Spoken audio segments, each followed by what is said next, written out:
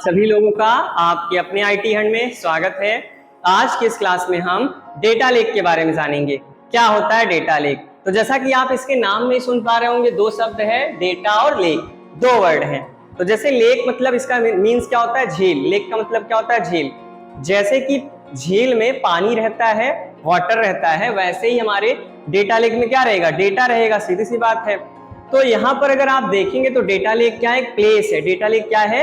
एक प्लेस है जहां पर डेटा रहता है। ठीक, data lake is a place. Data lake एक प्लेस है वेयर, जहां डेटा स्टोर्स, जहां डेटा रहता है इन अ रा फॉर्मेट। अब ये रा फॉर्मेट क्या है, इसके बारे में जान लेते हैं थोड़ा सा।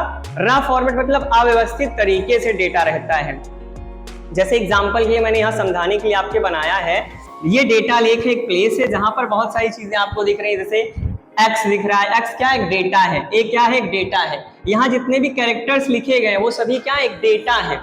तो यहाँ पर जो डेटा देख रहे हैं ये रा फॉर्मेट में अव्यवस्थित तरीके से रखा गया है, तो इसी को हम क्या कहेंगे? डेटा लेक कहेंगे। अब ये जो बिग डेटा वेयर हाउस है, इसके बारे में जान लेते हैं, थोड़ा सा ही बताएंगे, बाकी इसके बारे में नेक्स्ट क्लास में हम डीप में जानेंगे।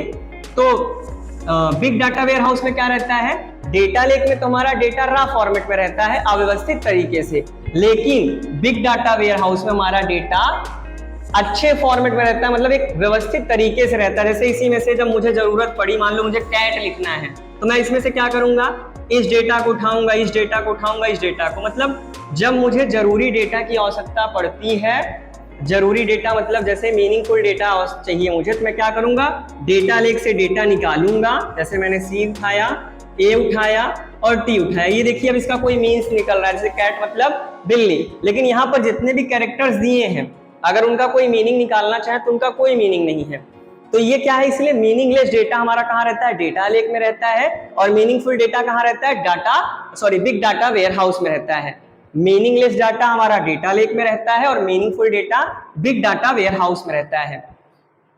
तो यही था हमारा रा फॉर्मेट, और मीनिंगफुल कह सकते हैं व्यवस्थित तरीके से डेटा जो था।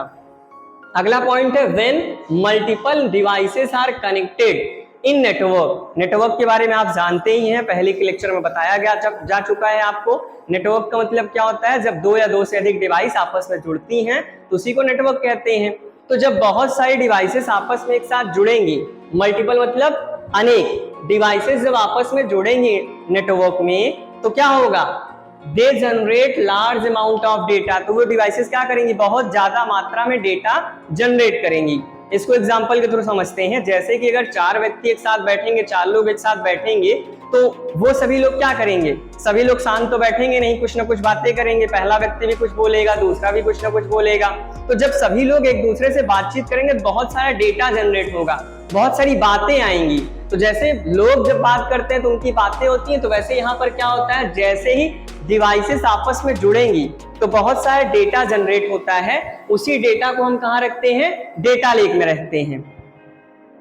When we need us meaningful data, जब हमें मीनिंगफुल डेटा की आवश्यकता होगी, we extract the data from data lake, तब हम क्या करेंगे? डेटा लेक से डेटा को निकालेंगे and stores in big data warehouse, और उसको कहाँ रखेंगे? बिग डाटा वेयर हाउस में रखेंगे। इसी पॉइंट को मैंने यहाँ समझाया है आपको कि ये डेटा लेक है, ये बिग डाटा वेयर हाउस है।